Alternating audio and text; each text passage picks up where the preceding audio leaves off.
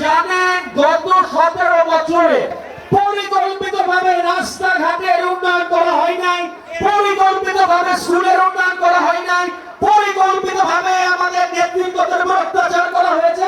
এবং এইসব জিনিস তারা কেন করেছে? তারা এই জন্যই করেছে কারণ আটাবহ ইউনিয়ন চৌধুরী তানভীর আহমেদ সিদ্দিকীর প্রিয় ইউনিয়ন। এটাই আটাবহ মানুষের দোষ। এবং এই জন্যই আটাবহতে কোনো নেতৃত্ব তারা সৃষ্টি করতে দেন নাই। এবং আপনাদের সকলকে বলতে চাই, আমরা সকলকে নিয়ে রাজনীতি করতে চাই, কাউকে বাদ দিয়ে রাজনীতি করতে চাই না।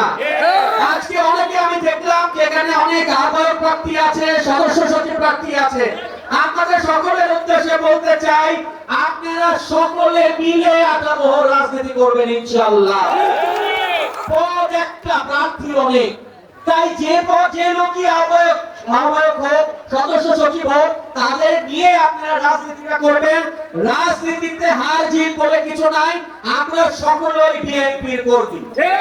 আমি যেরকম বিএনপির কর্মী, আপনিও সেরকম বিএনপির কর্মী। তাই আসুন আমরা সকলেই আমার নেতা জনাব তারেক রহমান সাহেবের হাতকে শক্তিশালী করি, সকলেই এক হই। এবং সকলে যদি এক হই, আমরা অবশ্যই আটাবহকে সুন্দর করতে পারবো, কালিয়াকুরকে সুন্দর করতে পারবো।